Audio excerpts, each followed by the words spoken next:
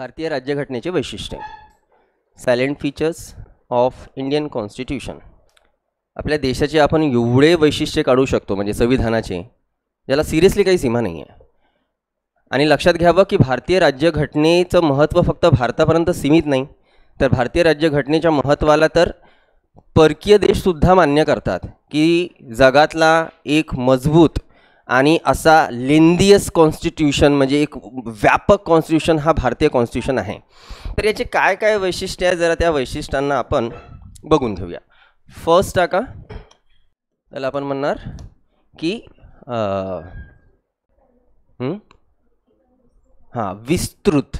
विस्तृत आणि लिखित राज्यघटना. विस्तृत आणि लिखित, lengthiest and written constitution. Lengthy constitution म्हणून ओळखलं जातं भारतीय राज्यघटनेला. आता एवढी ती लेंदी जर झाली आहे तर त्याच्या मागचं कारण काय? याच्यात दोन शब्द आहेत महत्त्वपूर्ण. इथनं लक्षात घ्या, इथनं 2 सेशन्स तुमचे खूप महत्त्वाचे होऊन जातील. मी तुम्हाला कालही सांगितलेलं. पुढच्या 3 महिन्यामध्ये 3.5 महिन्यामध्ये आपल्याला जेवढं काही बघायचं आहे सविस्तरपणे त्याचं एक तोंड ओळख या 2 दिवसामध्ये तुम्हाला भेटणार. तर त्यामुळे ॲटलिस्ट डोक्यामध्ये त्या सगळ्या गोष्टी राहतील की हां ठीक आहे, एमर्जन्सी याला आपण म्हणतो, अमेंडमेंट हे असं असतात किंवा मग रिटर्न कॉन्स्टिट्यूशन हे असे असतात. तर तुम्हाला पुढचे 3-3.25 महिने या पॉलिटीला समजायला खूप काही अडचण जाणार नाही. तर 2 सेशन तुमची इथनं तर खूप जास्त महत्त्वाचे आहेत. आता पहिलं जे आपण सायलेंट फीचरमध्ये पहिलं वैशिष्ट्य जे टाकलं आहे की एक तर भारतीय कॉन्स्टिट्यूशन खूप विस्तृत आहे आणि दुसरी गोष्ट तो लिखित आहे. अच्छा, आधी आपण याला समजून घेऊया की तो लिखित राज्यघटना आहे. याला भले नंतर घेऊन घेऊया. 2 शब्द महत्त्वाचे, विस्तृत आणि लिखित. तर लिखित राज्यघटना म्हणजे रिटन कॉन्स्टिट्यूशन. तर मग असा पण काही प्रकार पडतो का अनरिटन कॉन्स्टिट्यूशनचा? तर याचं उत्तर आहे हो. जगातले सगळ्याच देशाचे कॉन्स्टिट्यूशन हे रिटन कॉन्स्टिट्यूशन आहे, अशातली काही गोष्ट नाही आहे. जगामध्ये असेही देश आहेत ज्यांचे नावं ऐकून तुम्ही डोळे आता असे फाडाल की त्या देशाचे कॉन्स्टिट्यूशन हे रिटन नसून ते अनरिटन आहे. अनरिटन कॉन्स्टिट्यूशनचं बेस्ट एक्झाम्पल आहे इंग्लंड, ब्रिटन. ब्रिटनची राज्यघटना लिखित नाही आहे. ब्रिटनमध्ये सगळ्या गोष्टी कन्सिडर करून चाललेले आहेत की बाबा असे नियम आहेत आणि या नियमाच्या आधारावरच या देशाचं प्रशासन चालेल. ब्रिटनमध्ये एकही तरतूद ही लिखित स्वरूपात ठेवली नाही. ब्रिटनची संपूर्ण राज्यघटना ही टप्प्याटप्प्याने जे आहे ते तयार झालेली. लक्षात घ्या, जगामध्ये आज जेवढं काही आपल्याला दिसते ना की जगातल्या या देशाने असं संविधान बनवला, त्या देशाने असं संविधान बनवला. आज जगातले जवळपास 90% अधिक देश जे आहेत ते डेमोक्रेटिक कंट्रीज आहेत. तर हे डेमोक्रेसी आणि या सगळ्या गोष्टी जन्माला कुठनं आल्या? तर त्या सगळ्या आल्या इंग्लंडमधनंच, ब्रिटनमधनं. अरे पण ते काय अचानक आले का? नाही, टप्प्याटप्प्याने आल्या. जवळपास ब्रिटनचा कॉन्स्टिट्यूशन म्हणजे आज जे दिसते आपल्याला प्रोसिजर, तर ते पकडून चला की 800 वर्षाचा इतिहास असेल. 800 वर्षाचा इतिहास. पहिल्यांदा जर इंग्लंडच्या लोकांना, इंग्लंडच्या नागरिकांना काही अधिकार मिळाले असतील तर ती गोष्ट 1215ची होती.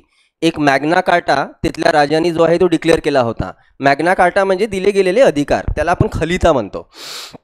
तर त्यावेळेस सुरुवातीला बघा कसं आहे, मी तुम्हाला सांगतो. म्हणजे एक खूप कॉमन गोष्ट लक्षात घ्या, जेव्हा अधिकारांची गोष्ट येते तर मला सांगा की आज प्रधानमंत्रीचे अधिकार आणि माझ्या अधिकारामध्ये काही फरक आहे का? काहीच फरक नाही आहे. काहीच फरक नाही आहे. फक्त लक्षात घ्यावं की ते प्रधानमंत्री आहेत म्हणून त्याच्या नात्याने त्यांना मस्त सरकारी बंगला आहे, सरकारी गाडी आहे आणि ते काही स्पेशल प्रिव्हिलेजेस आहेत. बाकी इक्वेलिटीचा अधिकार मलाही आहे त्यांनाही आहे. फ्रीडम ऑफ स्पीच मलाही आहे त्यांनाही आहे. कुठेही स्थलांतरित होण्याचा अधिकार मलाही आहे त्यांनाही आहे. कळते आहे? तर आज बघायला गेलं तर जे देश डेमोक्रेटिक आहेत त्या डेमोक्रेटिक कंट्रीमध्ये देशाचा प्रधानमंत्री राष्ट्रपती असेल किंवा त्या देशाचा चपरासी असेल, राज्यघटनेमार्फत सगळ्यांना समान तत्वानुसार अधिकार दिला गेला आहे. राईट? पण सुरुवातीला असं होतं का? बिलकुल नव्हतं. सुरुवातीला काय फंडे चालायचे? तर सुरुवातीला फंडे चालायचे की 1 इज फ्री. 1 इज फ्री म्हणजे अधिकार फक्त एका व्यक्तीच्या हाती आणि तो व्यक्ती कोण असणार? राजा. कालांतराने झगडून भांडून जी नवीन तरतूद आलेली होती ती आली होती की फ्यू आर फ्री. म्हणजे राजासोबत अजून काही लोकांना अधिकार पण सर्वांना नाही, कारण की फक्त फ्यू आर फ्री. आणि नंतर भांडून जी नेक्स्ट तरतूद आली, फायनल तरतूद, त्याला आपण म्हणतो की ऑल आर फ्री. म्हणजे सगळ्यांना समान अधिकार. हे अचानक नाही झालं राजो. याच्यासाठी प्रचंड भांडणं करावी लागली इंग्लंडमध्ये. इंग्लंडची राजे, सांगतोय आपल्या देशाचे राजेसुद्धा चांगले होते, ज्यांच्यामध्ये माणुसकी होती. त्यांनी जनतेला जनतेसारखं बघितलं, नागरिकांसारखं बघितलं. इंग्लंडचे राजे तसे नाही होऊन गेले. जेम्स फर्स्ट असेल किंवा जेम्स सेकंड असेल, हे एवढे नालायक राजे होते, त्यांनी जनतेवर एवढा अत्याचार केला की ज्याला काही सीमा नाही. अच्छा, ते अत्याचार का झाले याची स्टोरी मी तुम्हाला कधी नंतर सांगेल. पण एक क्रांती झाली, ज्या क्रांतीला आपण ग्लोरियस रिव्होल्यूशन म्हणतो. इंग्लंडमध्ये झालेली क्रांती, ग्लोरियस रिव्होल्यूशन. ही गोष्ट तुम्हाला सांगतोय 1689ची. 1689ला एक सुवर्ण क्रांती होते आणि त्या सुवर्ण क्रांतीमध्ये इंग्लंडच्या जनतेने तिथला जो जेम्स सेकंड होता त्याला पदच्युत केलं, जो अतिशय जुलमी राजा होता, आणि त्याच्या जागेवर घटनात्मक राजेशाहीच्या नावाने विल्यम ऑफ ऑरेंज या व्यक्तीला राजेपद दिलं. तर मग नव्या तरतुदी झालेल्या की एक कन्सिडरेशन झालं की नाही बाबा, राजा हा असा असेल, राजाचे अधिकार असे असतील अँड ऑल दॅट. जसे खूप कॉमन एक्झाम्पल सांगतोय. आज जेव्हा आपल्या देशामध्ये कॅबिनेटची बैठक होते ना, ज्याला आपण म्हणतो की प्राईम मिनिस्टर आणि कॅबिनेटची बैठक, तर त्या कॅबिनेटच्या बैठकीमध्ये राष्ट्रपती हजर नाही राहू शकत. राष्ट्रपती प्रेसिडेंट हजर नाही राहू शकत बरं का. आता हे असं का? कारण की आपण पार्लमेंटरी सिस्टम इंग्लंडमधनं घेतली आहे. म्हणजे इंग्लंडमध्ये सुद्धा इंग्लंडचा जो प्रेसिडेंट आहे तो कॅबिनेटच्या बैठकीमध्ये हजर नाही राहत. पण मग त्यांच्याकडे ती प्रोसिजर लिखित आहे का? नाही, लिखित नाही आहे, कन्सिडर करून चाललेले. कसे कन्सिडर करून चालले त्याची मस्त एक स्टोरी सांगतो. काय नाव होतं रे त्या राजाचं? बल्याच जेम्स नव्हता तो एक राजा होता जो म्हणजे मुळात त्याचं लहानपण स्कॉटलँडमध्येच गेलेलं होतं, तर त्यामुळे त्याला स्कॉटिश लँग्वेज आहे, ती त्याला इंग्रजी भाषा येत नव्हती, त्याला इंग्लिश येत नव्हती. मजेची गोष्ट इंग्लंडच्या राजाला. आता तोपर्यंत तरतूद अशी होती की पार्लमेंटच्या बैठका जर होतील तर राजा जाणार. आता तिथला राजा म्हणजेच तिथला प्रेसिडेंट, काही वेगळं नाही आहे, तिथला राजा जायचा. पण आता जेव्हा तिथे कॅबिनेटच्या बैठकी व्हायच्या, हा राजा पदावर आला, याला इंग्लिश येत नव्हती, हा एक दोनदा गेला, त्याला काही समजत नाही, तर त्यांनी जाणं सोडून दिलं. आणि त्यांनी जाणं सोडून दिलं तर त्यांनी पूर्ण जीवनभर तो गेलाच नाही. तर मग पार्लमेंटनी कन्सिडर असं केलं की जेव्हा आमच्या बैठका होतील कॅबिनेटच्या तेव्हा राजा तिथे उपस्थित राहणार नाही. तर बघा नियम कसे बनले इंग्लंडचे, तर नियम ते परंपरेनुसार बनले किंवा ज्या प्रकारची सिच्युएशन आहे ना त्यानुसार बनले. त्यामुळे इंग्लंडमध्ये एकही तरतूद ही लिखित स्वरूपाची नाही. इंग्लंडमध्ये सगळ्या गोष्टी कन्सिडर करून चाललेल्या आहेत. तर जगातले काही कॉन्स्टिट्यूशन ही लिखित स्वरूपाचे, तर काही कॉन्स्टिट्यूशन हे अलिखित स्वरूपाचे राहू शकतात. जसं रिटर्न कॉन्स्टिट्यूशनचं बेस्ट एक्झाम्पल, कारण की जगातला पहिला देश ज्यांनी आपल्या संविधानाला लिखित स्वरूपात ठेवलं ते कॉन्स्टिट्यूशन आहे अमेरिकन कॉन्स्टिट्यूशन. ठीक आहे, 1779ला तिथली क्रांती आणि त्यांचं संविधान मग पुढे तयार होतो. आणि बेस्ट एक्झाम्पल अनरिटर्न कॉन्स्टिट्यूशनचं इंग्लंड. क्लिअर आहे? तर अशा प्रकारे दोन प्रकारचे कॉन्स्टिट्यूशन आपल्याला बघायला मिळू शकतात, रिटर्न अँड अनरिटर्न. पण आपण आपल्या देशाच्या संविधानाला लेंदिएस्ट अँड रिटर्न कॉन्स्टिट्यूशन म्हणतोय. रिटर्नचा आपण अर्थ जाणून घेतला, लेंदिएस्टचा अर्थ जाणून घेऊया. जगातलं कोणताच देश तुम्हाला असा मिळणार नाही, कोणत्याच देशाची राज्यघटना तुम्हाला एवढी मिळणार नाही की ती एवढ्या कलमांमध्ये विभागलेली आहे. भारताच्या संविधान जेव्हा लागू झाला तेव्हा भारताच्या संविधानामध्ये 395 कलमा होत्या. आपण जर जगातल्या इतर देशांचा विचार केलेला तर मी तुम्हाला काल परवाही सांगितलं असणार मे बी, अमेरिकेमध्ये संविधानामध्ये फक्त 7 कलमा जेव्हा तिथला संविधान तयार झाला. चायनाचा विचार केला तर 138 आर्टिकल्स, ऑस्ट्रेलियाचा विचार केला तर 147 आर्टिकल्स, साऊथ आफ्रिकेचा विचार केला तर 156 आर्टिकल्स. तर विचार करू शकता की हे देशसुद्धा साईजनी बऱ्यापैकी मोठे आहेत.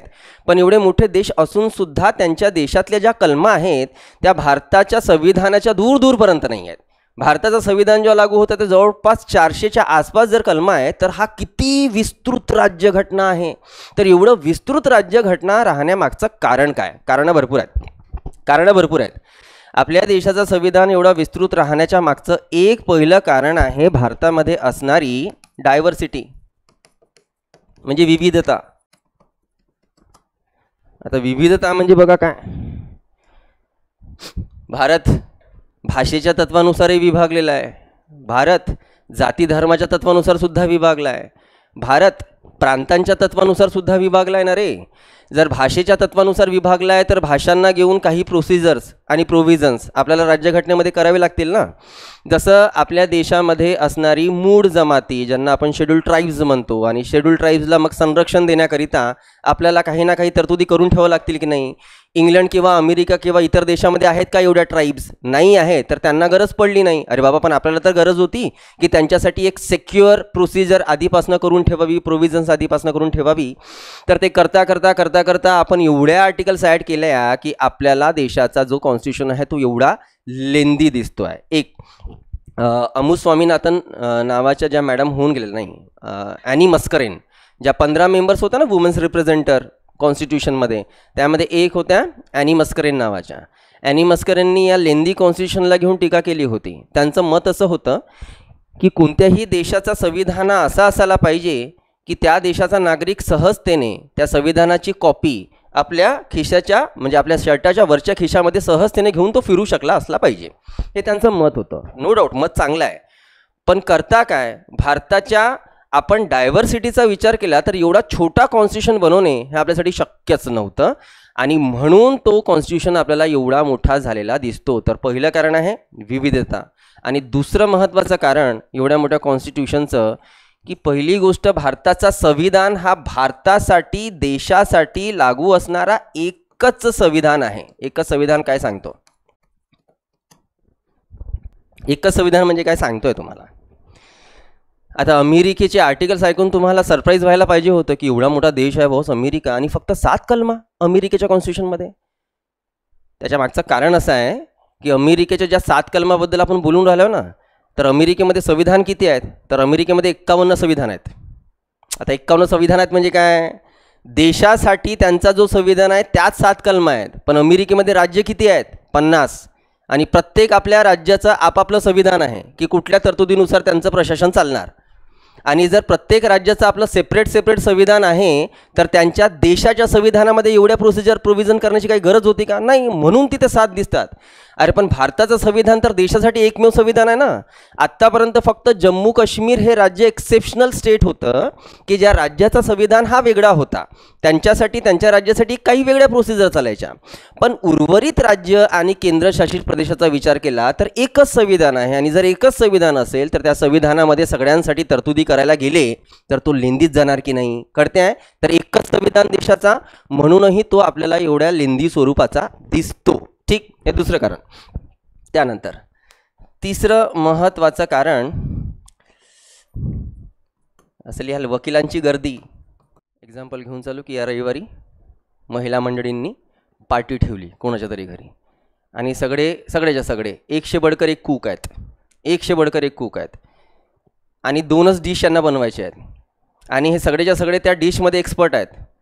जर असे असतील तर विचार करा की प्रत्येक महिला वर्गापैकी प्रत्येक एक त्या डिशला बनवण्याकरिता आपापल्या पद्धतीने किती आयडिया सांगणार आहेत की नाही बाबा हे जास्त टाक, दुसरं म्हणलं नाही ते नाही हे जास्त टाक, तिसरं म्हणलं नाही असं नाही ते कर. होईल ना असं? आणि जर असं होईल तर विचार करा की संविधान सभेवर टीका बघत असताना काल आपण टीका बघितली होती की संविधान सभेमध्ये एकूण सदस्यापैकी 2/3 सदस्य तर वकील होते. आता वकील होते तर सगळ्यांनाच कायद्याचं नॉलेज आहे. कायद्याचं नॉलेज आहे तर विचार करा की सगळे ज्ञानी लोक तिथे बसले आहेत तर ते किती सूचना करतील, किती मुद्दे सुचवतील, नाही असं असायला पाहिजे तसं असायला पाहिजे आणि मग भरमार तर होणारच आहे ना रे कलमांची. तर हा जो वकिलांची जी गर्दी होती संविधान सभेमध्ये ते सुद्धा एक महत्त्वपूर्ण कारण ठरते की भारताचं संविधान हा एवढा लेंदी स्वरूपाचा आपल्याला दिसतो. तर हे जगातल्या इतर संविधानापैकी सर्वात जास्त विस्तृत संविधान आहे. हेच आपल्या भारतीय राज्यघटनेचं पहिलं ज्याला आपण म्हणू शकतो की वैशिष्ट्य आहे. ठीक आहे. लेंदेस्ट आणि रिटन कॉन्स्टिट्यूशन आणि कारणं पण बघितले आपण की काय. अच्छा, चौथा पॉईंट जर ओरली सांगायला गेलो तर सांगून देतो आहे.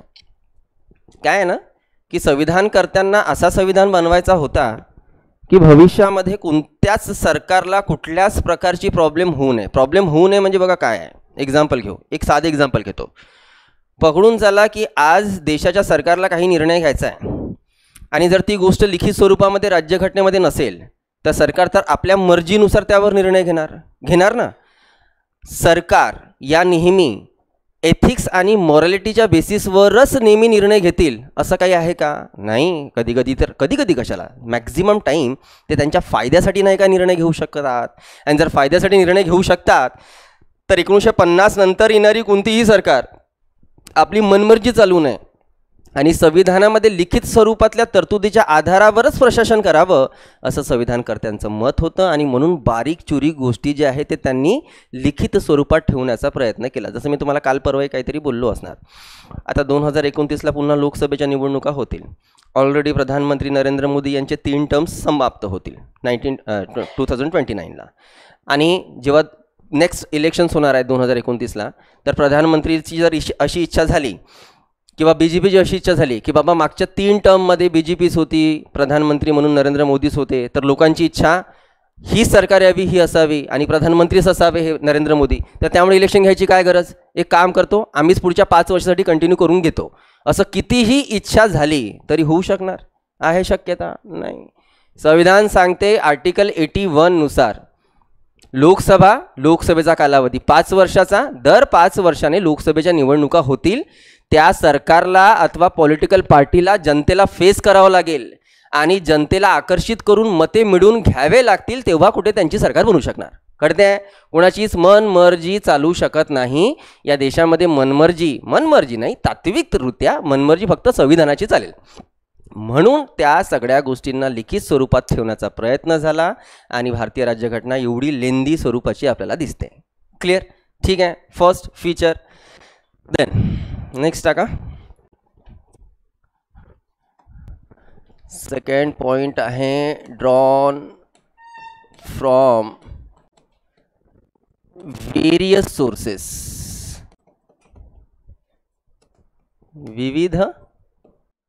विविध राज्यघटनेतनं घेतलेल्या तरतुदी असं म्हणू शकता, किंवा विविध राज्यातून घेतलेले स्त्रोत असं लिहा मराठीत. Drawn from various sources. जसं बघा भारतीय राज्यघटनेवर एक जे टीका केली जाते, क्रिटिसिझम दिसतं की भारतीय राज्यघटनेमध्ये स्वतःचं काय आहे, आपण तर सगळं इकडून तिकडून घेतलेलं आहे. आणि मला वाटतं याचं उत्तर मी तुम्हाला मागच्याच सेशनमध्ये दिलं आहे. काय आहे की 1950ला जेव्हा देशाचं संविधान लागू झालेला तेव्हा जगातल्या सर्वच महत्त्वपूर्ण मोठमोठ्या देशांमध्ये संविधान लागू होऊन गेला होता. आता विचार करूया की जर मला पहिल्यांदा काहीतरी तयार करायचं आहे तर मी तर माझं बेस्ट तयार करण्याचा प्रयत्न करेल, मग तुम्ही पण आपला तयार करण्याचा प्रयत्न कराल, तुम्ही सुद्धा तुमचं बेस्ट तयार करण्याचा प्रयत्न कराल, तर मग बेस्ट उरणार काय, प्रश्न हा आहे ना. मग जर तिसऱ्याला काहीतरी सुरू करायचं असेल तर आपल्या बेस्ट आणि इतरांच्या बेस्टमधनंच त्यांना घ्यावं लागेल, पर्याय नाही आहे.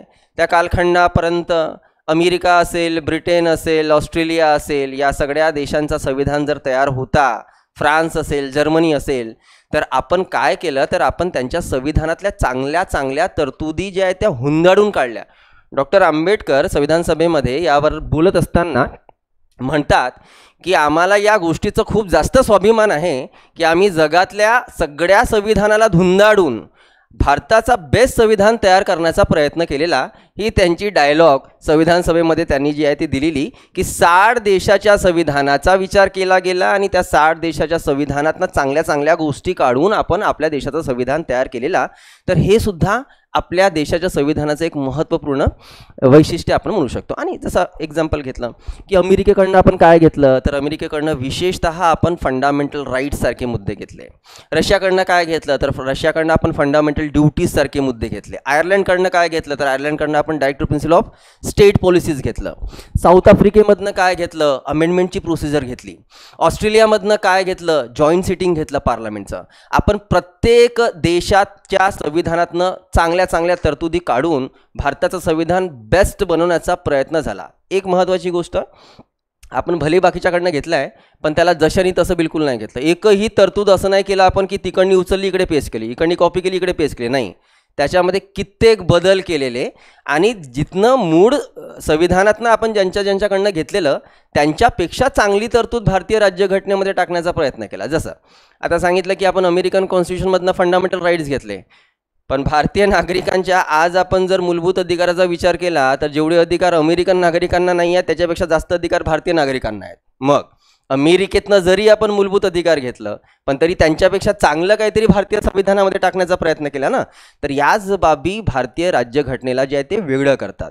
जसं पुन्हा एक एक्झाम्पल, आता तुम्हाला सांगितलं की आपण अमेंडमेंट प्रोसिजर आर्टिकल 368 मध्ये टाकली आहे, ते आपण साऊथ आफ्रिकेमधनं घेतलं. अरे पण साऊथ आफ्रिकेमधनं घेतलं तर जशान तसं घेतलं का, नाही. भारतीय संविधानामध्ये जी घटनादुरुस्तीची पद्धत आहे ना त्या पद्धती तर अशी आहे की ती पद्धत जगामध्ये कुठेच नाही आहे, कुठेही नाही आहे. कोणती पद्धत आहे ते आपण बोलणारच आहोत की नेमकं पद्धत कोणती आहे. बिलकुल नेक्स्ट पॉईंट तोच असावा. ठीक आहे. सो आपण जरी बाहेरून घेतलेलं आहे तरी पण त्याला घेत असताना प्रॉपर शाईन केलं, त्याला शेप दिला वेगळा आणि त्यानंतर आपण त्याला लागू केलेलं. ठीक आहे. देन नेक्स्ट टाका. ताठर आणि लवचिक राज्यघटना असंच टाका. ताठर आणि लवचिक राज्यघटना. ताठर रिजिड, त्याला आपण रिजिडिटी सुद्धा म्हणतो, आणि फ्लेक्झिबिलिटी. हाच पॉईंट आता चांगल्याने समजायचा आहे. हा एक हेवी पॉईंट आहे. आधी तर आपण याला समजून घेऊया की कोणत्याही राज्यघटनेमध्ये त्या देशाच्या लेजिस्लेचरला बदल करण्याचा म्हणजे अमेंडमेंट करण्याचा अधिकार असावा का, हा एक प्रश्न बनतो. कारण की तज्ज्ञांनी खूप विचार करून भारतीय राज्यघटना तयार केलेली आणि आज त्यामध्ये बदल करण्याचा अधिकार आजच्या सरकारला द्यावा का, तर या प्रश्नाचं उत्तर आहे की हो, द्यावा. त्याच्या मागे कारण आहे. कारण कसं, तर पंडित जवाहरलाल नेहरू यांनी संविधान सभेमध्ये एक स्टेटमेंट केलं होतं. ते सरळ स्टेटमेंट तुमच्यासमोर ठेवतो. नेहरू म्हणतात, साचलेलं पाणी सुरुवातीला कितीही सुंदर दिसत असलं तरी पण ते कालांतराने घाण होणार. राईट. पाणी हे कधीही वाहतं असावं. बरोबर आहे ना. मग भारताचा संविधान 1950ला तयार झालेला, त्या 1950च्या 75 वर्षा आधीच्या तरतुदी आजही पूर्णच्या पूर्ण तरतुदी जशानी तशा आपल्यावर आजही परफेक्ट 100% लागू होतील असं म्हणू शकतो का आपण? नाही. होऊ शकते आता कल्चर बदललं आहे, होऊ शकते आता भरपूरशा गोष्टी बदललेल्या आहेत, आणि बदललेल्या स्वरूपामध्ये बदललेल्या समाजामध्ये संविधानाच्या तरतुदीसुद्धा बदलायला पाहिजे ना रे. आणि बदलायला पाहिजे तर त्यासाठी अमेंडमेंट प्रोसेस करणे खूप जास्त आवश्यक असेल. जसं एक्झाम्पल, खूप कॉमन एक्झाम्पल सांगतो. भारतीय संविधानामध्ये 1950ला महिलांसाठी रिझर्वेशनची तरतूद नव्हती महिलांना रिझर्वेशनची. तर याचं खापर तुम्ही संविधान सभेवर फोडू नका ना, तुम्ही ड्राफ्टिंग कमिटीवर फोडा. जर महिलांना रिझर्वेशन मिळालं नाही तर त्यासाठी जबाबदार स्वतः महिला आहेत त्यावेळेस 1950ला.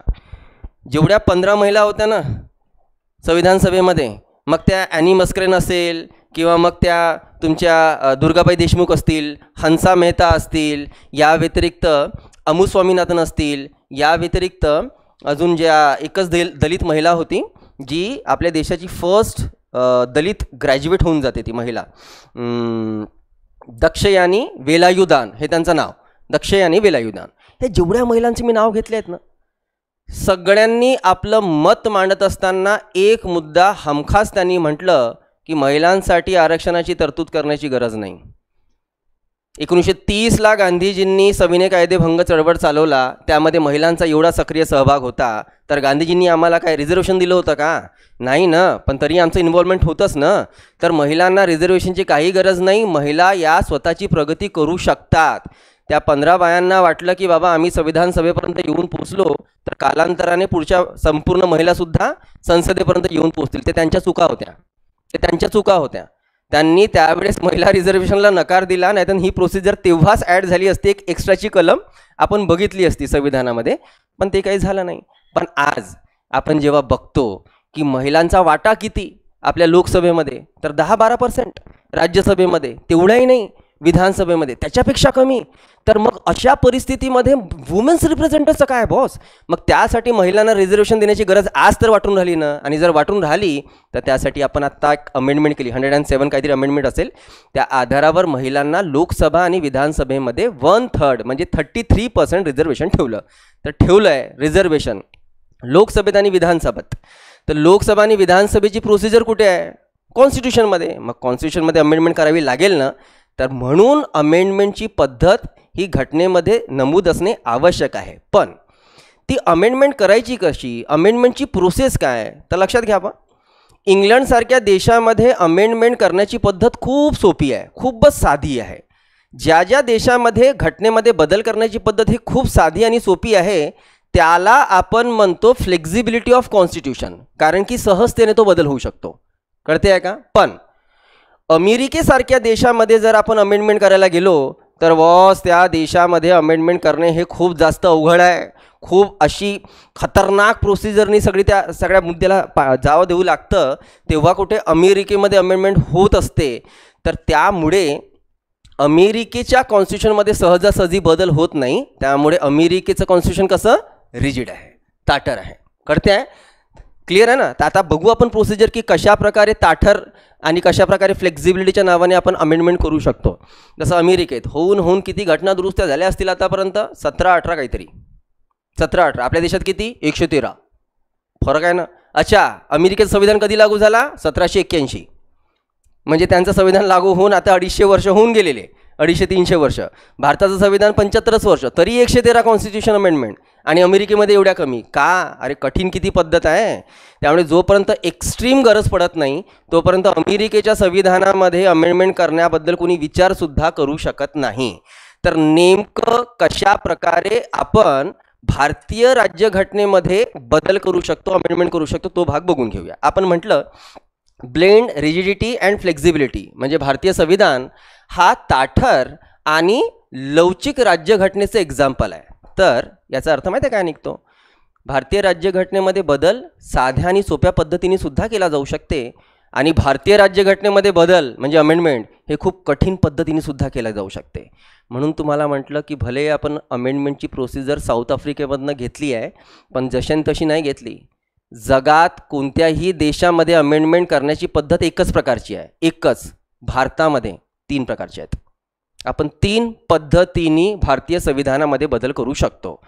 त्यामध्ये एक सोपी पद्धत आहे म्हणून आपण म्हणणार की इंडियन कॉन्स्टिट्यूशनमध्ये फ्लेक्झिबिलिटी आहे.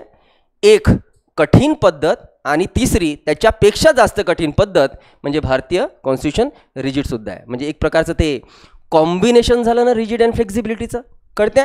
तर कशा प्रकारे फ्लेक्झिबिलिटी दिसते आणि कशा प्रकारे कॉन्स्टिट्यूशन रिजिड होऊन जातो त्याला समजण्याचा प्रयत्न करू. बघा, एक गोष्ट एकदम क्लिअर करा की भारतीय राज्यघटनेमध्ये बदल करण्याचा अधिकार फक्त आणि फक्त आणि फक्त आणि फक्त संसदेलाच आहे. या व्यतिरिक्त अजून कोणत्याही बॉडीला नाही.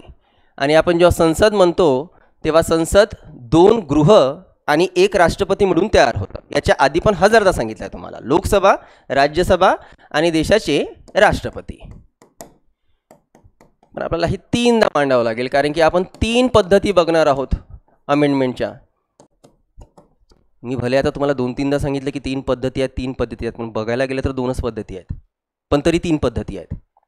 पण सांगायला जातात सांगण्यात येतं की 2च पद्धती आहेत, पण तरी 3 पद्धती आहेत. कशा 3 आहेत आणि कशा 2 आहेत ते नंतर तुम्हाला माहीत पडणार आहे. इथे आपण 3 पद्धती बघून घेऊ. 3 पद्धती आहेत पण घटनेमध्ये की नाही 2च पद्धती आहे. आपण अमेंडमेंट हा चॅप्टर सगळ्यात लास्टमध्ये शिकतो, त्याची तोंड ओळख आज आपण करून घेऊन राहिलो आहे. तर त्याला एकदम डोक्यामध्ये घेऊन चला की अमेंडमेंट होते कशी. एक गोष्ट क्लिअर केली आहे मी की देशाच्या संविधानामध्ये बदल करण्याचा अधिकार फक्त संसदेचाच आहे, कोणत्या राज्याच्या विधिमंडळाचा वगैरे नाही, ना एकट्या प्रेसिडेंटचा, ना सुप्रीम कोर्टाचा, ना कुणाचा ना कुणाचा. फक्त संसद अमेंडमेंट करू शकते. म्हणजे आपल्याला जर गरज वाटली की आपल्या संविधानाच्या अमुक अमुक तरतुदीला बदलवायचं आहे तर त्यासाठी तुम्हाला संसदेमध्ये प्रस्ताव मांडावा लागेल. प्रस्ताव म्हणजे काय, त्या प्रस्तावाला दुसऱ्या भाषेमध्ये आपण म्हणणार की बिल मांडावं लागेल. बिल म्हणजे विधेयक. आणि ते जे बिल मांडावं लागेल ना घटना दुरुस्ती करण्याकरिता, त्या बिलाला आपण काय म्हणणार, तर त्या बिलाला आपण म्हणणार अमेंडमेंट बिल, घटना दुरुस्तीचे विधेयक. घटना दुरुस्तीचे विधेयक मांडावं लागेल.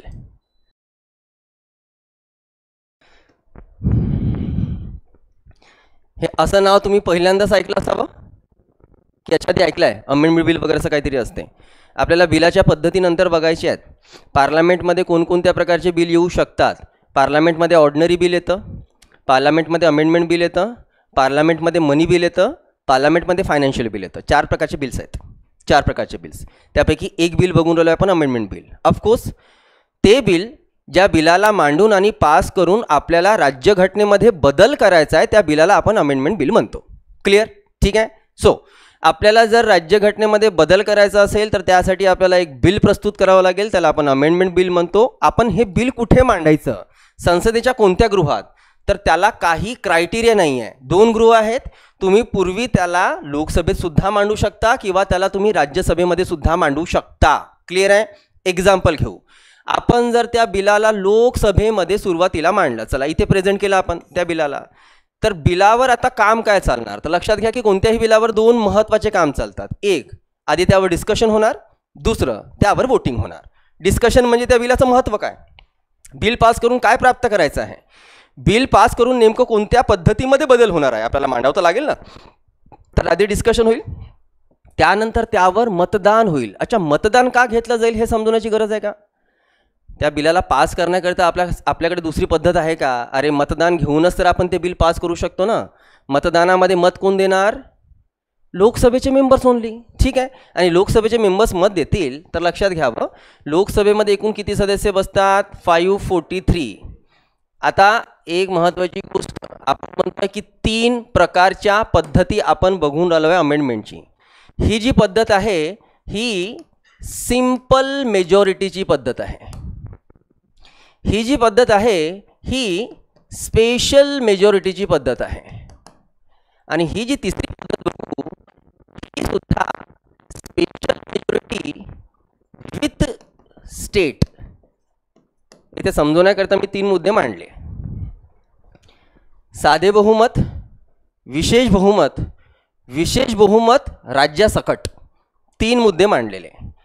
हे साधे बहुमत आहे म्हणजे इथे अमेंडमेंट करण्याची पद्धत अतिशय सोपी आहे, तर इथे तुम्हाला फ्लेक्झिबिलिटी मिळेल. इकडे स्पेशल मेजॉरिटी आहे तर इथे मात्र ती ताटर होईल आणि पुढे जाता जाता ती अजून ताटर होईल. एक एक पद्धत आपण जरा बोलून घेऊ. आधी मी तुम्हाला याचा फरक समजवतो की सिंपल मेजॉरिटी आपण कशाला म्हणतो आणि स्पेशल मेजॉरिटी आपण कशाला म्हणतो. आपण जेव्हा सिंपल मेजॉरिटीबद्दल बोलतो ना, साधं बहुमत, तर साधं बहुमत म्हणजे 50% + 1 म्हणजे साधं बहुमत. जसं आपण कालच बोललो असणार की 15 नोव्हेंबरला आपल्याला जायचं आहे पिकनिकला, तर कुठे जायचं आहे त्यासाठी जर बहुमत घ्यायचं असेल तर ॲटलिस्ट 40 विद्यार्थ्यांपैकी 21 लोकांनी होकार द्यावा की अमुक अमुक ठिकाणी जायचं आहे तर तो प्रस्ताव पास होईल. ठीक आहे, 40पैकी 21 म्हणजे सिंपल मेजॉरिटी, 50पैकी 24 म्हणजे सिंपल मेजॉरिटी, 100पैकी 51 म्हणजे सिंपल मेजॉरिटी, कळते ना, 200पैकी 101 म्हणजे सिंपल मेजॉरिटी. तर सिंपल मेजॉरिटी म्हणजे हा +1. पण आपण जेव्हा स्पेशल मेजॉरिटी म्हणतो तर भाऊ स्पेशल मेजॉरिटी म्हणजे हा +1 नाही होत. स्पेशल मेजॉरिटी म्हणजे जेवढे काही सदस्य आहेत त्या सदस्याच्या ॲटलिस्ट 66% लोकांनी त्याच्या बाजूला मते टाकणे आवश्यक, तर तो प्रस्ताव पास होईल. तर कठीण झालं ना. आता 51% जर ते 66% चाललं आहे तर प्रोसिजर कठीण होत आहे की नाही. इथे ही साधं बहुमत आहे तर हे 51% किंवा हा +1, आणि इथे स्पेशल मेजॉरिटी आहे तर इथे 66%. तर बघूया की आपल्याला संविधानामध्ये जेव्हा बदल करायचा असते तर ते साध्या पद्धतीने कसं होते आणि एकदम रिजिड पद्धतीने कसं होते. तर साधी पद्धत, राज्यघटनेमध्ये बदल करायचा असेल आणि जर ते साध्या पद्धतीने करायचं असेल तर तुम्हाला ते बिल संसदेच्या कोणत्याही तुम्ही हाऊसमध्ये मांडू शकता, आयदर लोकसभा किंवा राज्यसभा. तुम्ही जर त्याला लोकसभेत मांडलं तर लोकसभेमध्ये त्या बिलावर आधी डिस्कशन होईल, त्यानंतर त्यावर मतदान घेतलं जाईल. मतदानामध्ये ते बिल पास करण्याकरिता किती मतांची गरज आहे, तर जेवढे काही सदस्य आहेत त्याच्या हा +1. एक्झाम्पल, जर 543 सदस्य आहेत एक्झाम्पलसाठी, तर आपल्याला लागेल 273 सदस्यांचं मत. जर एवढे मते पडली तर बिल लोकसभेमध्ये पास झालं. ठीक आहे, मग ते जाणार दुसऱ्या गृहामध्ये. दुसरं गृह आहे राज्यसभा. राज्यसभेमध्ये किती सदस्य असतात? 245. आणि राज्यसभेमध्ये सुद्धा त्या बिलावर आधी डिस्कशन होईल आणि त्यानंतर त्यावर मतदान घेतलं जाईल. मतदानामध्ये त्या बिलाला पास करण्याकरिता किती मतांची गरज? सेम, हा +1. 245च्या हा +1 काढलं तर निघते 123. 123 मते पडली तर ते बिल इथेही पास झालं. फायनली जाणार ते राष्ट्रपतीकडे. राष्ट्रपतींनी त्यावर आपली सही दिली तर राज्यघटनेमध्ये अमेंडमेंट बिल पास होऊन अमेंडमेंट झाली. क्लिअर? ठीक आहे. आता इथे भले मी तुम्हाला म्हटलं रे सिंपल मेजॉरिटी म्हणजे 543 + 273 एवढे मत पाहिजे आहेत, 245च्या 123 असं पाहिजे आहे. ॲक्च्युली हे असं नाही राहते सिंपल मेजॉरिटीज. पण सिंपल मेजॉरिटी काय ना ते तुम्हाला नंतर मी खूप चांगल्याने शिकवेल, समजवेल. तुमच्या बॅचची स्ट्रेंथ 35 पोरांची आहे किंवा आता तर 40-42 पोरांची आहे. तर 42 पोरांची स्ट्रेंथ आहे. ही बॅच 42 पोरांची आहे.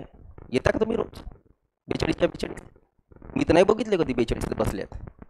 बरोबर 2-4 पोरं रोज गायब राहतात.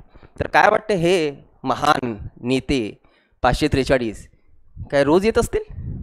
नाही येत असतील ना. 543 सदस्य आहेत, होऊ शकते 300,000 आहेत, 400,000 आहेत, कळते आहे का? आणि त्यातही मतदान करणारे 300 पैकी बघून चला 200 आहेत. समजून राहिलं? मग मतदान 200नी केलं ना तर 200च्या हा +1 म्हणजे 101 मध्ये पडली, बिल पास. कळते? मी तुम्हाला समजवण्याकरिता इथे मांडलं. 543च्या हा +1 म्हणजे 273. कळलं? ठीक आहे. साध्या बहुमताने आपण या पद्धतीने संसदेमध्ये बदल करू शकतो. जर इथे 51%, इथे 51% आणि राष्ट्रपतींनी सही दिली, घटनेमध्ये घटना दुरुस्ती झाली. ठीक आहे. चला नेक्स्ट पद्धत बघू, ज्याला आपण थोडीशी रिजिड पद्धत म्हणतो. जर भारतीय राज्यघटनेमध्ये स्पेशल मेजॉरिटीनी जर ते बिल पास करायचं असेल, म्हणजे अमेंडमेंट करायचं असेल, तर ती अमेंडमेंट कशी चालेल? सेम तुम्हाला अमेंडमेंट बिल इंट्रोड्यूस करावं लागेल. तुम्ही कोणत्याही गृहामध्ये ते बिल ठेवू शकता. तुम्ही लोकसभेत ठेवा किंवा राज्यसभेत ठेवा. एक्झाम्पलसाठी तुम्ही जर राज्यसभेमध्ये ठेवलं तर राज्यसभेत बसणारे 245 सदस्य त्यावर डिस्कशन करतील आणि त्यानंतर त्यावर मतदान होईल. पण आता मतदान होत असताना त्या बिलाला पास करण्याकरिता किती मतांची गरज आहे? तर लक्षात घ्या, ही अमेंडमेंटची पद्धत साधी नाही आहे, ही अमेंडमेंटची पद्धत स्पेशल आहे. तर स्पेशल जर आहे तेव्हा आपल्याला या बिलावर 245च्या 66% मते मिळणे आवश्यक आहे, तेव्हाच ते बिल पास होईल. 245च्या 66% काढले तर साधारणतः किती निघतात? तुमचं गणित पक्का आहे ना रे? नाही, माझं तर नाही. माझ्याकडे आशेच्या किरणीने पाहू नका. किती निघू शकता? 66%, एक साधारणतः 160-170 पकडून चला. ठीक आहे. 245च्या 160-170 मते पडली, ते बिल पास होणार. इकडे लोकसभेत 543 सदस्य बसून राहिलेले, राज्यसभेत पास झालेलं बिल जाणार लोकसभेमध्ये आणि लोकसभेच्या 543 सदस्यांच्या आपल्याला स्पेशल मेजॉरिटीनी पास करायचं. तर जवळपास त्या बिलाला पास करण्याकरिता 350-360 मते एवढे लागतील. जर एवढी मते पडली तर ते बिल लोकसभेतही पास झालं. फायनली जाणार ते राष्ट्रपतीकडे. राष्ट्रपतींनी जर त्यावर सही दिली तर ते बिल पास होऊन अमेंडमेंट झाली अशी म्हणावी लागेल. तर या दोन पद्धतीमध्ये बघा फरक काय आहे. या दोन पद्धतीचा विचार केला तर ही पद्धत साधी सिंपल आणि ही पद्धत त्याच्यापेक्षा कठीण नाही झाली का? ठीक आहे. यानुसार आपण राज्यघटनेमध्ये सहज बदल करू शकतो. पण या पद्धतीनुसार ताठर पद्धत आहे ना, 66% म्हणजे जास्त मताची गरज आहे की नाही, तर इथे बिल पास करणे हे थोडंसं अवघड, थोडंसं कठीण आपल्याला होत असताना दिसते. ठीक आहे.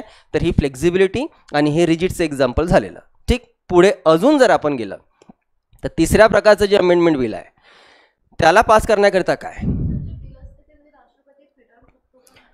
अमेंडमेंट बिल फेटाळण्याचा अधिकार राष्ट्रपतीचा नाही. अमेंडमेंट 24 नुसार राष्ट्रपतीचा अधिकार काढून टाकला गेला की तुम्ही अमेंडमेंट बिल बिलकुल फेटाळू शकत नाही. त्याला सहीच द्यावं लागते. आधी होतं 24वी घटना दुरुस्ती झाली 1971 तोपर्यंत होतं. हां. तिसऱ्या प्रकारच्या घटना दुरुस्तीसाठी पद्धत बघा काय. लोकसभेत बसणारे 543, राज्यसभेत 245. तुम्हाला अमेंडमेंट बिल इंट्रोड्यूस करायचं आहे कुठल्याही गृहामध्ये करा. तुम्ही जर लोकसभेत केलं तर लोकसभेमध्ये ते बिल कशा पद्धतीने पास करून घ्यावं लागेल तर स्पेशल मेजॉरिटीनीच. आणि स्पेशल मेजॉरिटी म्हणजे काय? 66%. म्हणजे इथेही 543 पैकी 350-360 मध्ये मिळाली ते बिल पास होईल. राज्यसभेमध्ये जाणार. राज्यसभेमध्ये पण 245च्या स्पेशल मेजॉरिटी म्हणजे 66%नी जर ते बिल पास झालं, म्हणजे जेवढे काही 150, 160, 170 मते मिळाली तर ते बिल इथेही पास होईल आणि पुढे मग ते पुढच्या टप्प्यामध्ये जाईल. पण इथे प्रश्न निर्माण होतो की मग त्या दुसऱ्या पद्धतीमध्ये आणि तिसऱ्या पद्धतीमध्ये फरक तरी काय आहे? नाही, दुसऱ्या पद्धतीमध्ये पण तर आपण तेच बघितलं आहे ना रे, आणि तिसरी पद्धत पण तर अशीच दिसून राहिली आहे. पण तिसरी पद्धत ही इतपतच नाही आहे. तर यानंतर बघा, हेच आता पुढचंच महत्त्वाचं आहे की पुढे काय होते. जर तिसऱ्या प्रकारच्या पद्धतीनुसार आपल्याला जर घटना दुरुस्ती करायची असेल तर आपल्याला आधी संसदेच्या दोन्ही गृहामध्ये ते बिल विशेष बहुमताने पास करून घ्यावं लागेल. आणि दोन्ही गृहात विशेष बहुमताने पास केल्यानंतर मग त्या बिलाला पाठवलं जातं प्रत्येक राज्याच्या विधानसभाकडे. आणि देशामध्ये किती विधानसभा आहे तर टोटल विधानसभा आहेत 31. संसदेच्या दोन्ही गृहाने ते बिल स्पेशल मेजॉरिटीनी पास केल्यानंतर मग ते बिल जातं राज्यांच्या विधानसभेकडे राज्यामध्ये देशामध्ये टोटल 31 विधानसभा आहेत. त्या 31 विधानसभापैकी ॲटलिस्ट 1/2 विधानसभेने जर पास केलं, 31च्या 1/2 काढलं तर निघते 16. जर 16 विधानसभांनी जर ते अमेंडमेंट बिल पास केलं तर मग ते जाणार राष्ट्रपतीकडे. राष्ट्रपती त्याला सही जर दिली तेव्हा कुठे ती अमेंडमेंट होईल. तर एवढं सोपं आहे का मग? अरे किती कठीण पद्धत झाली. म्हणजे इथे या दोन पद्धतीमध्ये फरक काय? या दोन पद्धतीमध्ये फरक कॉमन काय? कॉमन हे आहे की इथे पण त्याला स्पेशल मेजॉरिटी 66ने पास करावं लागलं, इथे पण 66ने पास करावं लागलं. अरे पण त्याच्यानंतर काय झालं? त्याला आपण प्रत्येक राज्याच्या विधानसभेकडे पाठवलं आहे आणि प्रत्येक राज्याच्या विधानसभामध्ये ते बिल गेल्यानंतर ॲटलिस्ट अर्ध्यापेक्षा अधिक म्हणजे 1/2 विधानसभांनी जर त्याला संमती दिली तर मग ते बिल विधानसभांनी पास केलं असं कन्सिडर केलं जाते आहे.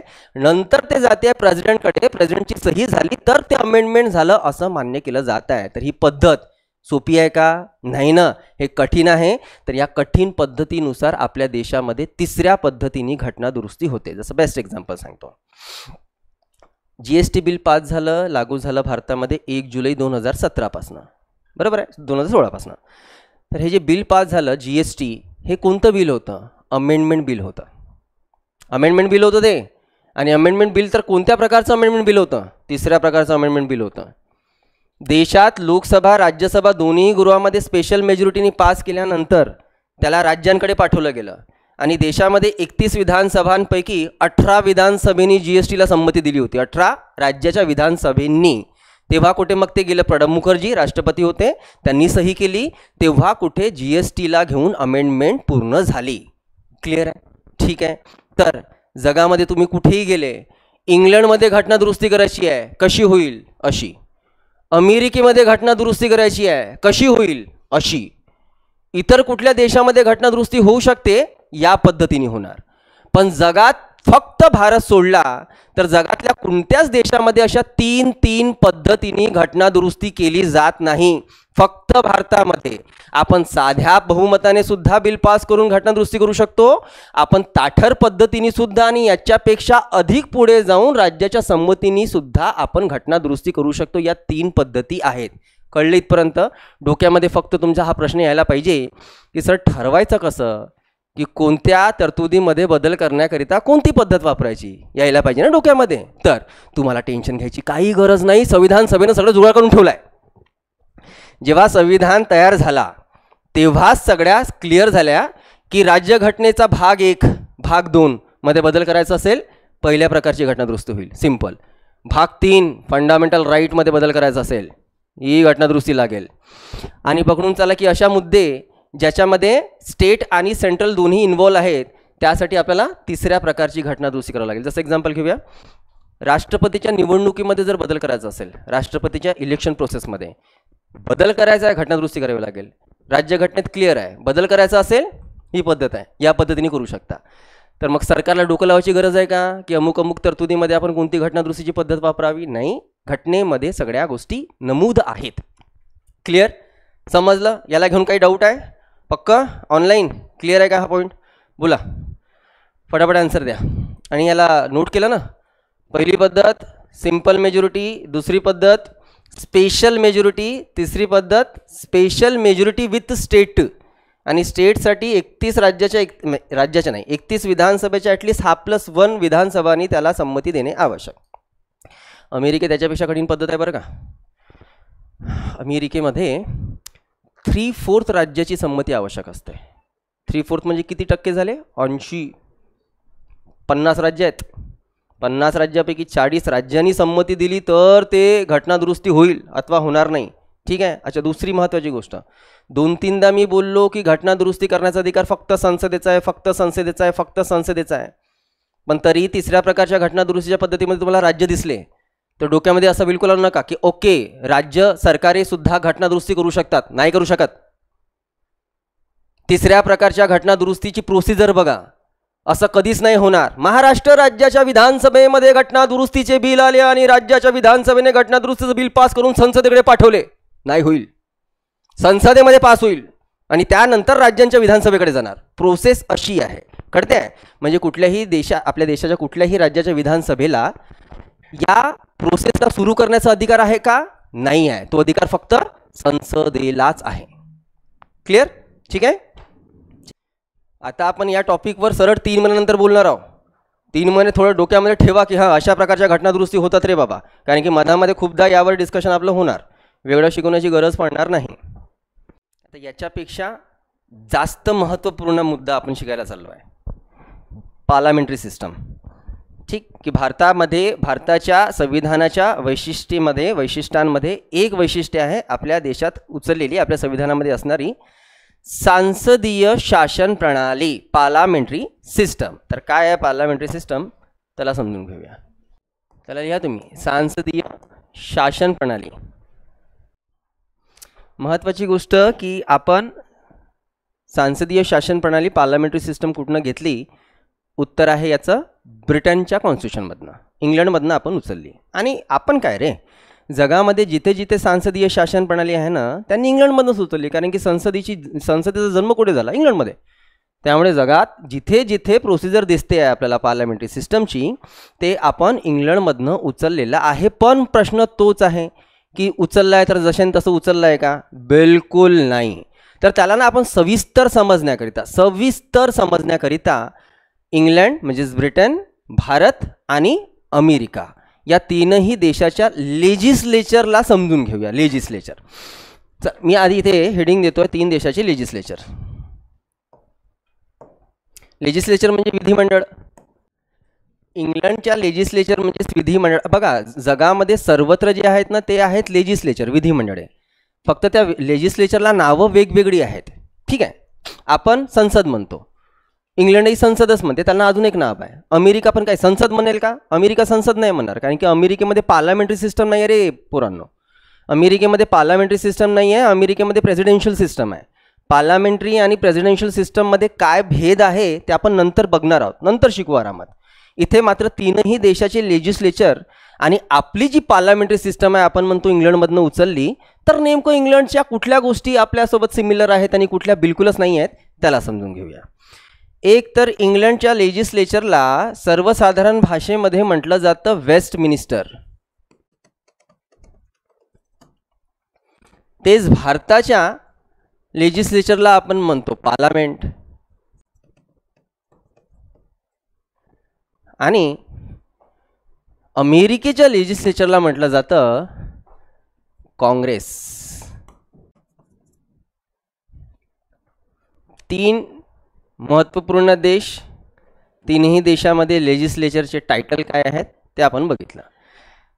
बघा इंग्लंडमध्ये पण पार्लमेंटच म्हटलं जातं, पण पार्लमेंटपेक्षा त्याला वेस्टमिनिस्टरच्या नावाने अधिक ओळखलं जातं. आता वेस्टमिनिस्टर काय आहे ना, वेस्टमिनिस्टर इंग्लंड लंडनमध्ये असणारा एक जागा आहे, प्लेस आहे. वेस्टमिनिस्टर नावाच्या प्लेसमध्ये त्यांचं संसद आहे, म्हणून त्या संसदेला ते वेस्टमिनिस्टर म्हणतात. ठीक आहे.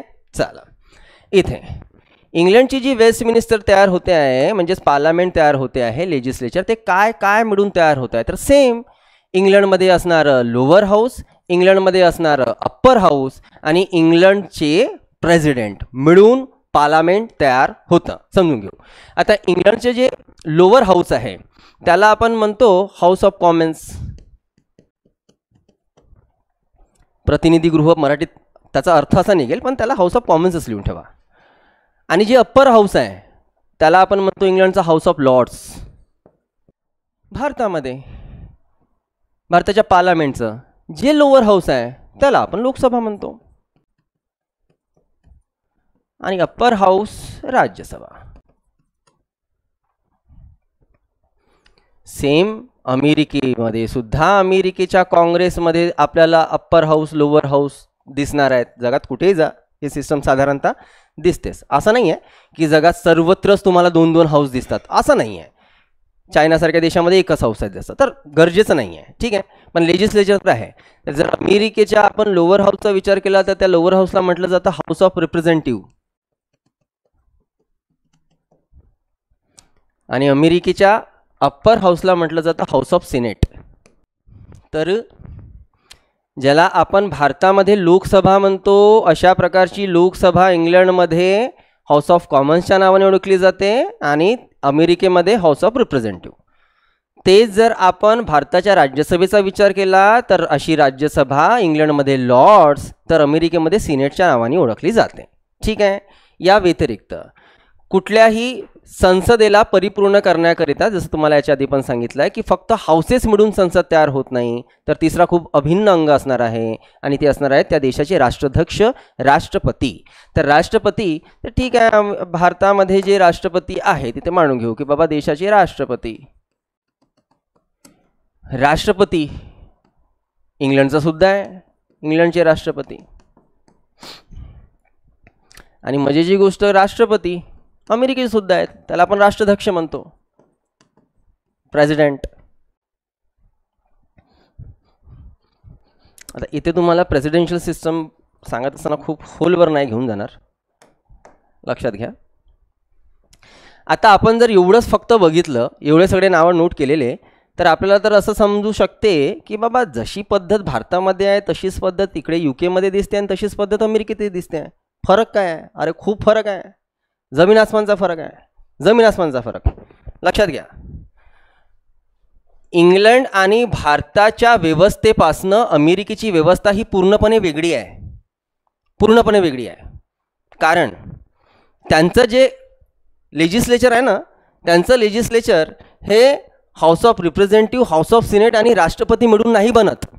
तर त्यांचं लेजिस्लेचर फक्त रिप्रेझेंटेटिव्ह आणि सिनेट म्हणजे 2 गृहांनीच बनते.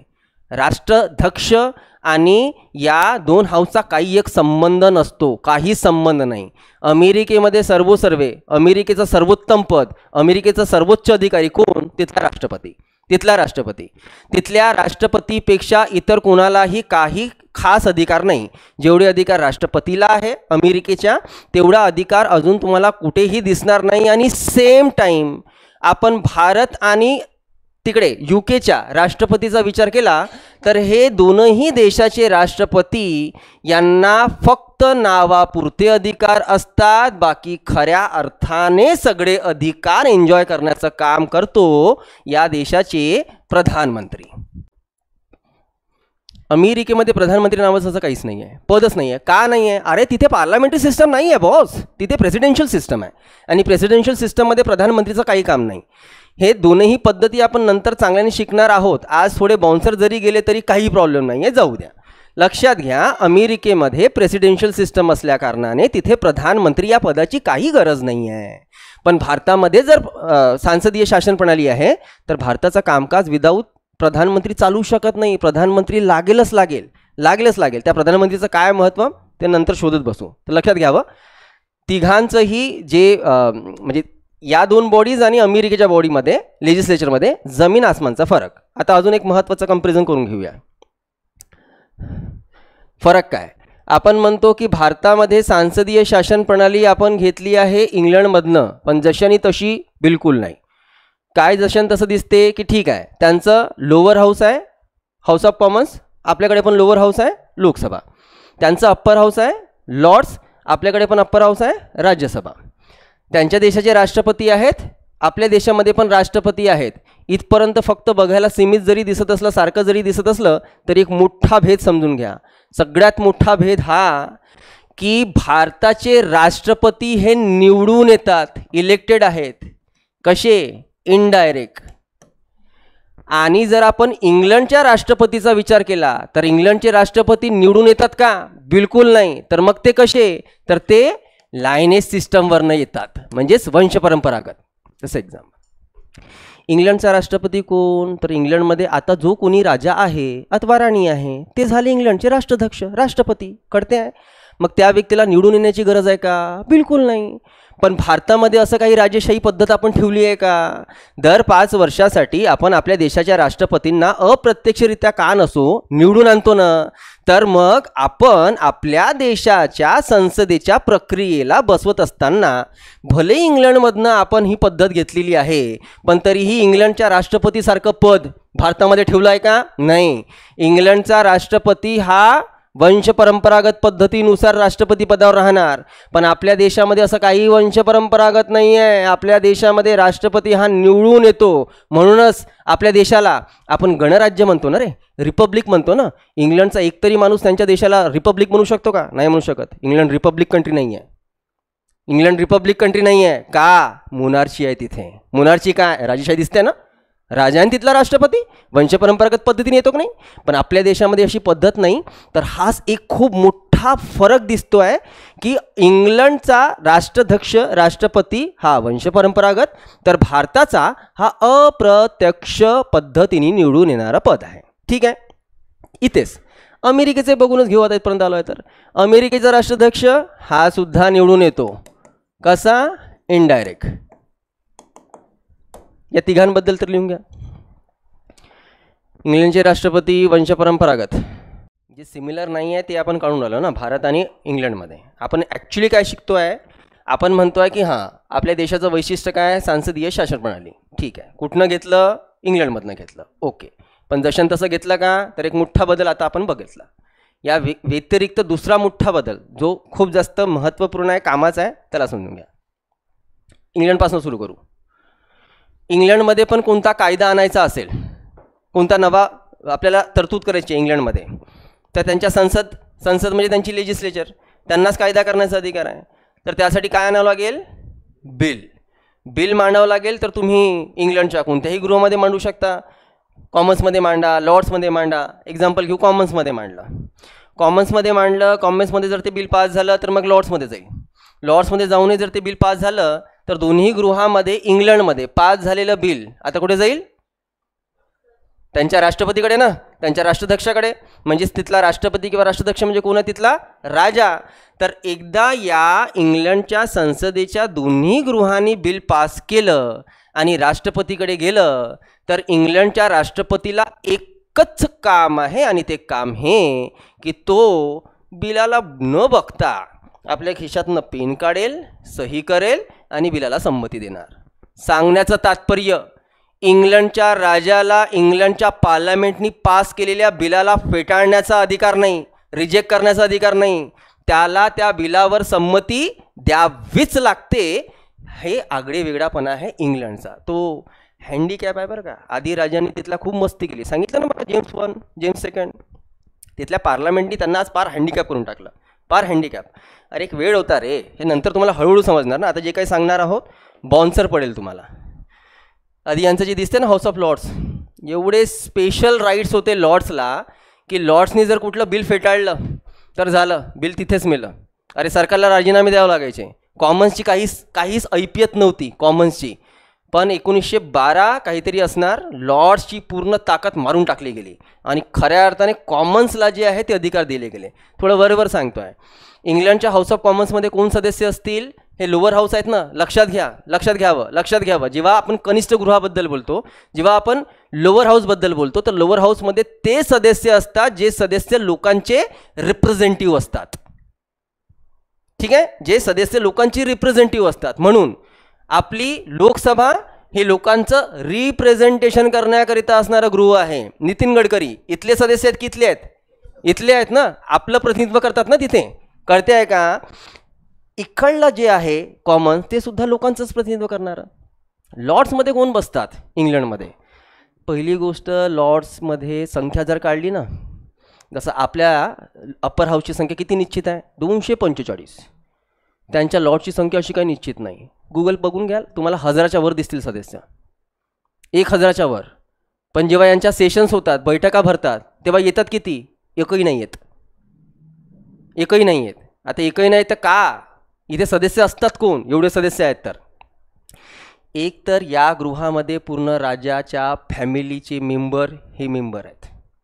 दुसरी गोष्ट पकडून चला, तिथल्या राजाने जर कुणाला काहीही टायटल दिलं, जसं एक्झाम्पल घेऊ कैसरी हिंद, हे टायटल जर कुणाला देऊन टाकलं, किंवा सर हे टायटल जर कुणाला देऊन टाकलं, तर जो टायटल होल्डर आहे ना तो ॲटोमॅटिकली लॉर्डचा सदस्य झाला. तर मग अशा लोकांना का बरं आपल्याला एकदम प्रिशियस राईट्स द्यायची गरज आहे. म्हणून 1912च्या जवळपास लॉर्डची ताकद मारली गेली आणि कॉमन्सला ताकद दिली गेली. आणि राष्ट्रपती पण आता तिथे बिनकामी आहे, त्याला फक्त सन्मानाचं पद आहे, सन्मानाचं. तुम्ही असा विचार करू नका म्हणजे तिथल्या राष्ट्रपतीची तर काहीच ऐपियत नाही राव, तर कशाला तरी ठेवता हे पद. म्हणा बरं जाऊन इंग्लंडच्या लोकांना, राष्ट्रपतीचं पद तुम्ही बरखास्त करा, तुमच्यासोबत भांडतील ते, म्हणतील आपल्या घरी जा. म्हणजे त्यांना राष्ट्रपती हवाई आहे, पण कसा, बिनकामी. अरे बाबा खूप मान सन्मान आहे राष्ट्रपतीचा, राजे होऊन गेले ना रे, तर मान सन्मान आहे, पण त्यांना अधिकार नाही देतील. ते अधिकार कुणाला? संसदेला. संसदेने बिल पास केलं, बाबू तुला फक्त सही द्यायची आहे आणि विषय संपवायचा आहे. क्लिअर? ठीक आहे, जायचं पुढे. चला, हे झाली इंग्लंडची गोष्ट. ऑनलाईन क्लिअर असेल रे बाळांनो. हे जर आपण भारतामध्ये बघितलं, भारताचा विचार करा, भारताचं महत्त्वाचं आहे की भारतामध्ये पद्धत काय आहे. अमेंडमेंट बिलाला डोक्यात नका ठेवू, आपण ऑर्डिनरी बिल एक्झाम्पल घेऊ. पकडून चाला की भारताच्या संसदेमध्ये एक सर्वसाधारण बिल म्हणजेच ऑर्डिनरी बिल आलं, लोकसभेत गेलं, लोकसभेने पास केलं, त्यानंतर मग दुसऱ्या गृहात गेलं, राज्यसभेत, राज्यसभेने पास केलं. दोन्ही हाऊसनी पास केलेलं बिल आता अंतिमतः संमतीसाठी जाणार राष्ट्रपतीकडे. राष्ट्रपतीकडे ते बिल गेलं असता राष्ट्रपती त्यावर काय ॲक्शन घेऊ शकतो, तर 4 ऑप्शन तुम्हाला सांगणार नाही, फक्त एकच जे कामाचं आहे ते आता बोलू, बाकी जेव्हा प्रेसिडेंट शिकू तेव्हा सविस्तर शिकवत बसेल.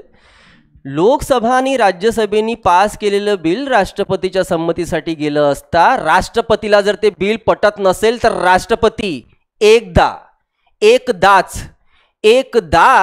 ते बिल पुनर्विचारासाठी परत पाठवू शकतं की बाबा बिल काही मजा नाही येत आहे बॉस, इसको देखो क्या करना है. तर राष्ट्रपती एकदा त्या बिलाला परत पाठवू शकतात की तुम्ही त्या बिलावर फेरविचार करा.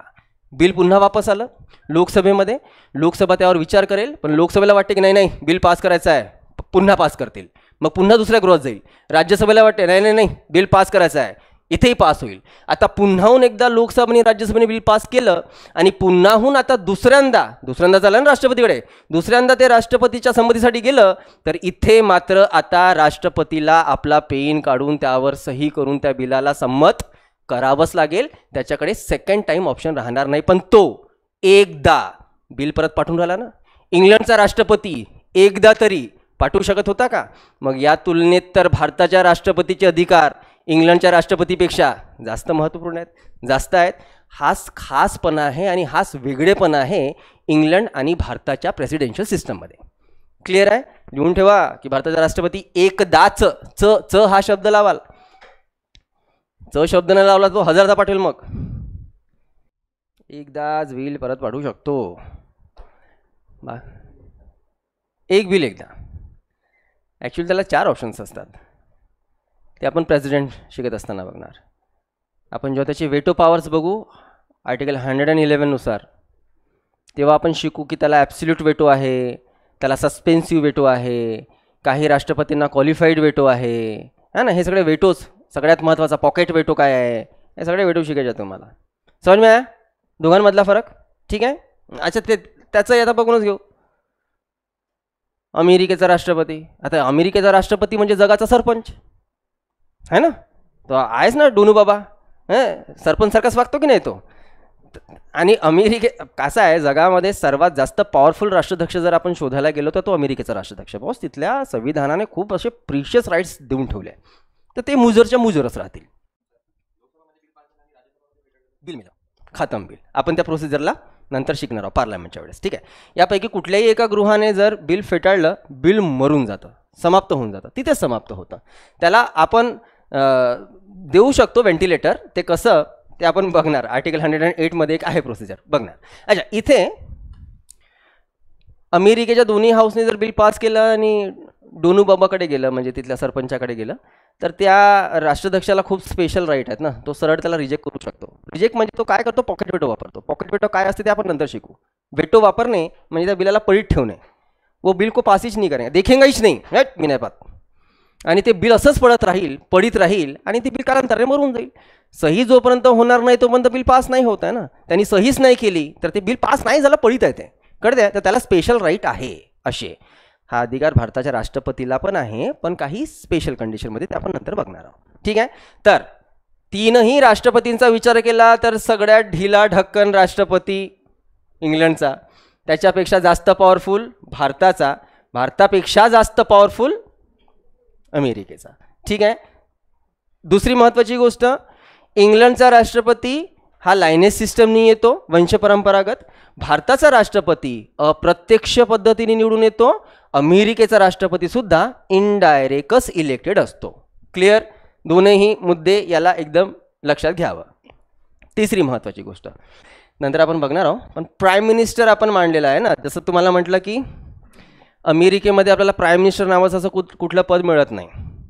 तर जेव्हा यावर डिबेट चालू होती संविधान सभेमध्ये, तेव्हा डॉक्टर आंबेडकर म्हणतात की जर आपल्याला अमेरिकेच्या राष्ट्रपतीला भारताच्या राष्ट्रपतीशी तुलना करायची असेल तर ती तुलना करून काही अर्थच नाही आहे, ती तुलना युजलेस राहणार. जर आपल्याला अमेरिकेच्या राष्ट्रपतीची तुलना भारताच्या कुठल्या व्यक्तीशी करायची असेल तर तो असणार आहे भारताचा प्रधानमंत्री. कळते आहे, जेवढे अधिकार अमेरिकेच्या राष्ट्रपतीला आहेत तेवढेच खास अधिकार भारतासाठी, आपल्या देशासाठी सर्व अधिकार लेजिस्लेटिव्ह, एक्झिक्युटिव्ह जे पॉवर्स आहेत ते देशाच्या प्रधानमंत्रीचे असतात. आणि प्रधानमंत्री इंग्लंडमध्ये पण आहे, प्रधानमंत्री भारतामध्ये पण आहे. जिथे जिथे पार्लमेंटरी सिस्टम आहे तिथे प्रधानमंत्री राहणारच, लक्षात घ्या. पार्लमेंटरी सिस्टमला जगामध्ये वेस्टमिनिस्टर सिस्टम सुद्धा म्हटलं जाते. या व्यतिरिक्त पार्लमेंटरी सिस्टमला जगामध्ये प्राईम मिनिस्टर सिस्टम सुद्धा म्हटलं जाते, पंतप्रधानाची पद्धत, कारण की सर्व अधिकार PM-च्या हाती असतात. क्लिअर? ठीक. Parliamentary system. चला नेक्स्ट फीचरमध्ये, सायलेंट फीचरमध्ये, राज्यसभेच्या सदस्यांना निवडून देण्याचा अधिकार आहे आपल्या देशाच्या राज्यांच्या विधानसभेच्या सदस्यांना. जसं एक्झाम्पल ते आपण नंतर शिकणार आहोत. राज्यसभेमध्ये टोटल किती सदस्य बसतात आपले? 245. 245 पैकी 31 मेंबर्स जातात UP-मधनं, 19 जातात महाराष्ट्रातनं. तर जे महाराष्ट्रातनं 19 चाललेले ॲक्च्युली ते कोण सदस्य आहेत जे 19 सदस्य जातील? उभं राहण्याचा अधिकार कुणाचाही, त्याला काही प्रॉब्लेम नाही आहे. मी सुद्धा राज्यसभेच्या इलेक्शनमध्ये उभा राहू शकतो. पण मला निवडून देण्याचा अधिकार कुणाचा? कोण मला मत देणार? तर महाराष्ट्रातनं जे 19 मेंबर जाणार आहेत राज्यसभेमध्ये त्यांच्या इलेक्शनमध्ये वोटिंग करण्याचा अधिकार आहे महाराष्ट्र राज्य विधानसभेमध्ये बसणाऱ्या 288 सदस्यांचा. 288 मेंबर्स आहेत विधानसभेमध्ये, ते वोटर्स आहेत, ते मतदान करतील आणि राज्यसभेचे 19 सदस्य महाराष्ट्रातनं निवडून देतील. UP-च्या विधानसभेतले 403 मेंबर, विधानसभा म्हणतो आहे, त्यांना अधिकार आहे की ते त्यांच्या राज्यातनं 31 सदस्य राज्यसभेमध्ये निवडून देतील. क्लिअर आहे? कारण की हा अधिकार का बरं आपण विशेषतः राज्यांच्या विधानसभेच्या सदस्यांना दिला? कारण की ती राज्यसभा आहे. आणि राज्यसभा आहे म्हणजे काय आहे? अरे राज्यसभा म्हणजे राज्याला रिप्रेझेंट करणारी सभा. महाराष्ट्रातले 19 सदस्य तिथे जाऊन काय करतील? महाराष्ट्र राज्याला रिप्रेझेंट करतील. म्हणून त्या रिप्रेझेंटरला निवडून देत असताना आपण काय केलं? जनतेने राज्याच्या रिप्रेझेंटर्सला जे निवडून दिलं आहे 288, त्या रिप्रेझेंटर्सनी राज्यसभेचे 19 रिप्रेझेंटर निवडून दिले. कळते? म्हणून ती प्रोसिजर अशा प्रकारे जाते. बाकी तर आपण त्याला नंतर शिकणारच.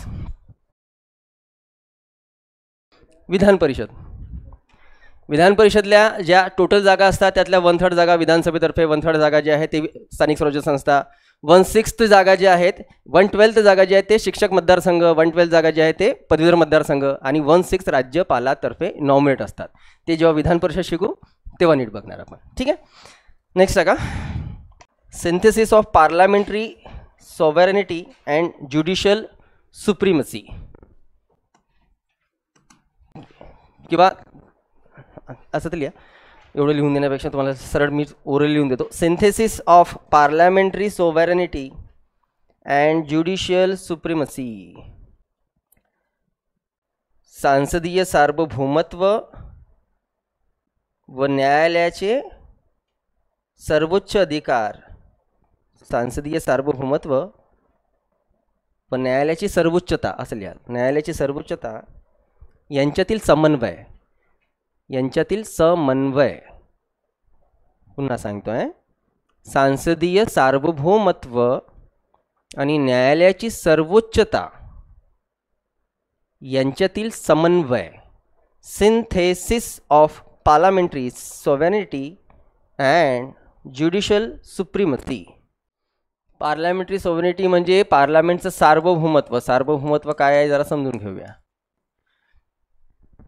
आणि ज्युडिशियल सुप्रीमसी म्हणजे न्यायालयाचं सर्वोच्चता किंवा सर्वोच्च अधिकार. हे काय त्याला समजून घेऊया. काल परवाच मला वाटतं यावर बोलणं झालं आपलं.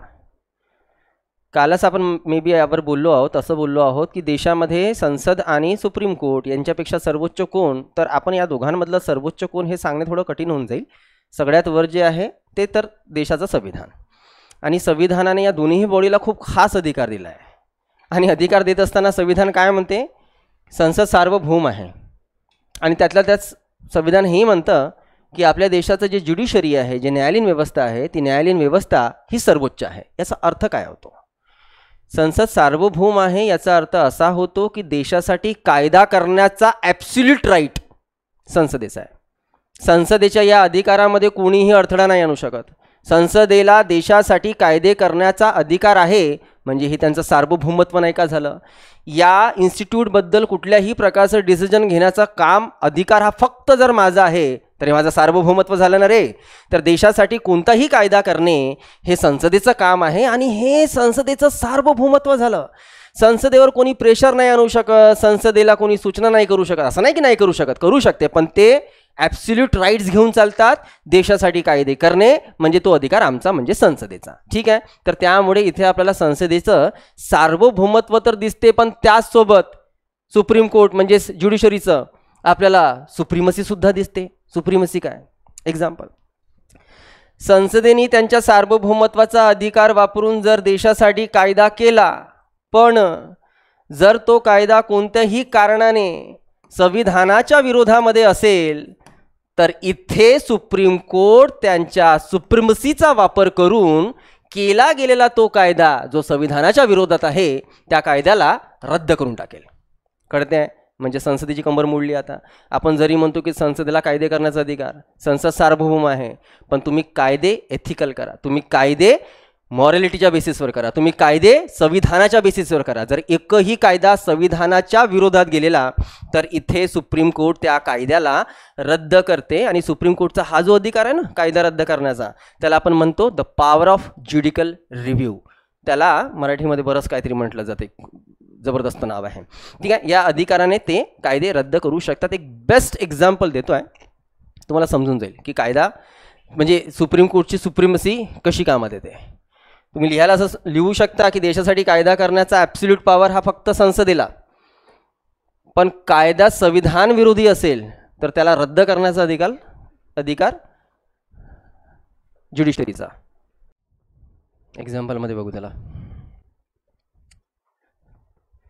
2014 लोकसभा इलेक्शनमध्ये 10 वर्षानंतर पुन्हा BJP सत्तेमध्ये आली. देशातली नवीन लहर, मोदीजी झाले देशाचे प्रधानमंत्री. आणि आलेल्या सरकारने नवे अमेंडमेंट हाती घेण्याची त्यांनी सुरुवात केली.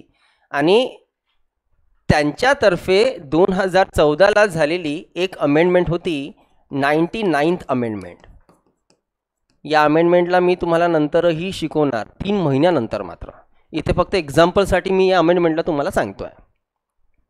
जसं संविधान सांगते की सुप्रीम कोर्टला स्वातंत्र्य आहे म्हणजे प्रत्येक स्तरावर म्हणतो. सुप्रीम कोर्टच्या कोणत्याच कामकाजामध्ये कोणतंही इतर बॉडी जे आहे ते इंटरफेअर नाही करू शकत. एक्झिक्युटिव्ह, लेजिस्लेटिव्ह आणि ज्युडिशरी बॉडी काय असते याच्याबद्दल आपण उद्या वगैरे बोलून घेऊया. सुप्रीम कोर्टला कुठल्याही मुद्द्याला घेऊन त्यांना पूर्णपणे स्वातंत्र्य आहे. म्हणजेच सुप्रीम कोर्टमध्ये कोण जज येणार त्याबद्दल सुद्धा सुप्रीम कोर्टच ठरवतं. तर बघा आर्टिकल 124(4) मध्ये काय प्रोसिजर आहे. कुठल्याही आपल्या सुप्रीम कोर्टमध्ये जेव्हा जजेस अपॉइंट होतील तर त्याची प्रोसेस सांगतो. ती प्रोसेस काय आणि मग 99th अमेंडमेंटने काय बदलवण्याचा प्रयत्न केला त्याबद्दल बोलून घेऊया आपण. सुप्रीम कोर्टमध्ये आज 1 चीफ जस्टिस आणि 33 इतर जजेस आहेत. पकडून चालला की यातला एक जज जर रिटायर व्हायला चालला आहे किंवा रिटायर झालेला तर ऑफकोर्स आपल्याला नवीन जज अपॉइंट करावं लागेल. मग नवीन जज अपॉइंट करत असताना त्या जजला अपॉइंट कसं करायचं ते कोण ठरवणार. तर ते ठरवण्याचा अधिकार ॲक्च्युली आहे का कॉलेजियन सिस्टमला. एक गट असतो, एक ग्रुप असतो, त्याला आपण कॉलेजियन सिस्टम म्हणतो. त्या कॉलेजियन सिस्टममध्ये किती मेंबर्स असतात तर त्या कॉलेजियन सिस्टममध्ये असतात 5 मेंबर्स. या 5 मेंबरमध्ये कोण कोण असतं तर या 5 मेंबरमध्ये एक असतात चीफ जस्टिस ऑफ इंडिया. आणि या व्यतिरिक्त चीफ जस्टिसच्या नंतर या 33 जजेसपैकी जे मोस्ट सिनियर जजेस आहेत, सगळ्यात वयोवृद्ध जे जजेस आहेत त्यापैकी 4 वयोवृद्ध जजेस, असे एक चीफ जस्टिस, 33 पैकी वयोवृद्ध 4 जजेस, असे 1+4 5 मेंबर मिळून ठरवतील की सुप्रीम कोर्टचा नेक्स्ट जज हा कोण असेल. यांनी एकदा मिळून ठरवलं की काम करा. आता बॉम्बे हायकोर्टमधले जे चीफ जस्टिस आहेत ना त्यांना आपल्याला आता सुप्रीम कोर्टमध्ये ॲज अ जज म्हणून अपॉइंट करणे योग्य ठरेल, ती व्यक्ती तेवढी योग्यतेची आहे. कळते आहे. यांनी एकदा ठरवलं तर ही मंडळी 5 सदस्य सूचना देतील राष्ट्रपतींना, आणि मग राष्ट्रपतीचं एकच काम आहे की राष्ट्रपती आदेश काढून बॉम्बे हायकोर्टच्या जजला सुप्रीम कोर्टचे जज म्हणून अपॉइंट करतील. क्लिअर. ही प्रोसिजर आहे, ही प्रोसेस आहे सुप्रीम कोर्टमध्ये जज अपॉइंट करण्याची. समजलं ना हा पॉईंट. आता या सगळ्या प्रक्रियेमध्ये तुम्हाला सरकारचं एवढं जरी इंटरफेरन्स दिसतंय का? आहे का इंटरफेरन्स? नाही. इथे राष्ट्रपती दिसून राहिले आहे, पण राष्ट्रपती हे ठरवून राहिले का की कोण राहणार आहे जज? राष्ट्रपती तर फक्त ऑर्डर काढून राहिले की हो बाबा तुम्ही दिलं ना, तुम्ही नॉमिनेट केलं आहे, ठीक आहे, ही व्यक्ती आता सुप्रीम कोर्टचा जज राहणार. इथे कुठेच सरकारचा काही इंटरफेरन्स नाही. पण नवी सरकार आली 2014 BJP, आणि BJP सरकारने 2014लाच एक अमेंडमेंट बिल आणलं 99th, आणि ते अमेंडमेंट बिल लोकसभा राज्यसभेत पास करून राष्ट्रपतीची सही सुद्धा झाली, अमेंडमेंट होऊन गेली. काय अमेंडमेंट होती समजून घ्या. त्या अमेंडमेंटनी या कॉलेजियन सिस्टममध्ये बदल केला, आणि कॉलेजियन सिस्टममध्ये बदल करून बघा काय आहे. कॉलेजियन सिस्टममध्ये कसं काय दिसते कंपोजिशन? 1 चीफ जस्टिस आणि 4 अदर जजेस, जे कोणी या सुप्रीम कोर्टचेच आहेत ना, सुप्रीम कोर्टच्या बाहेरचं कोणी नाही आहे. 99th अमेंडमेंटनी या कॉलेजियन सिस्टममध्ये बदल करून त्याला असं केलं की आता ही बॉडी कशी असेल बाबा, 1 CJI तर असतील, पण जे 4 अदर जजेस होते ना सुप्रीम कोर्टचे, ते 4 नसून 2 राहतील अदर जजेस. या व्यतिरिक्त 2 सदस्य हे कायदे पंडित असतील, म्हणजे ज्यांना कायद्याचं खूप चांगलं ज्ञान आहे. सुप्रीम कोर्टचं नाही बरं का, तो होऊ शकते की कुठल्या लॉ डिपार्टमेंटचा प्रोफेसर असेल, कळते आहे, किंवा बाहेरचा कुठला असा अधिवक्ता असेल. अशा 2 कायदे पंडित असणार, आणि या व्यतिरिक्त या बॉडीमध्ये असणारा एक लॉ मिनिस्टर म्हणजेच कायदा मंत्री, आणि एक कायदा मंत्री, 2 कायदेतज्ञ, सुप्रीम कोर्टचे 2 जज आणि सुप्रीम कोर्टचे CG चीफ जस्टिस, असे सर्व सदस्य मिळून ठरवतील की नेक्स्ट जज कोण असेल. राष्ट्रपतीला सूचना करतील, आणि मग राष्ट्रपती त्या जजला अपॉइंट करेल. मस्तपैकी अमेंडमेंट बिल मानलं गेलं, लोकसभेत आणलं गेलं, लोकसभेने पास केलं, राज्यसभेत गेलं, राज्यसभेने पास केलं, राष्ट्रपतीच्या सहीकडे गेलं, राष्ट्रपतींनी सही केली, 99th अमेंडमेंट होऊन गेली. इकडे अमेंडमेंट झाली, तिकडे 2 दिवसांनी सुप्रीम कोर्टमध्ये या अमेंडमेंटला चॅलेंज केलं गेलं की सरकारला, संसदेला अशी अमेंडमेंट करण्याचा अधिकार आहे का? सुप्रीम कोर्टला पूर्णपणे अधिकार आहेत की ते स्वतःबद्दल कोणताही निर्णय घेऊ शकतील. मग सुप्रीम कोर्टचे हे जे स्पेशल राईट्स आहेत त्यांच्याबद्दल निर्णय घेण्याबद्दलचे, त्या राईटमध्ये हा एक कायदा मंत्री अंगुठा छाप काय करून राहिला? अरे काय करून राहिला? मुद्दा आहे ना, महत्त्वाचा मुद्दा आहे ना. बाहेरचे 2 कायदेतज्ञ काय करून काय राहिले? सुप्रीम कोर्टचे आहेत का हे? तर हे 3 सदस्य जर तुम्ही बाहेरचे आणलेले तर गरज काय? तर सुप्रीम कोर्टमध्ये हा मुद्दा आला आणि सुप्रीम कोर्टनी म्हटलं की तुमची अमेंडमेंट कम्प्लिटली इनलिगल आहे, तुम्हाला सुप्रीम कोर्टच्या अधिकारामध्ये इतकं सुद्धा कमी करण्याचा अधिकार नाही. सुप्रीम कोर्टनी 2 दिवसात या अमेंडमेंटला रिजेक्ट करून टाकलं, खतम करून टाकलं, नाहीसं करून टाकलं. 99th अमेंडमेंट तिथेच मेली. तर दाखवले ना सुप्रीम कोर्टनी त्यांची सुप्रमसी काय असते. सरकारनी, संसदेने केलेला कायदा जर संविधानाच्या विरोधात असेल तर त्या कायद्याला रद्द करण्याचा परिपूर्ण अधिकार सुप्रीम कोर्टला जातो. कळते आहे? म्हणून सुप्रीम कोर्ट अशा प्रकारे, अशा पद्धतीने आपली सुप्रमसी दाखवते. डन? ठीक आहे. Online clear? अजून बघायचं की थांबायचं? अजून पॉईंट्स आहेत. एक पॉईंट बघू, नंतर मग सोडून देऊ. टाका नेक्स्ट. सेक्युलरिझम, छोटासा पॉईंट बघू.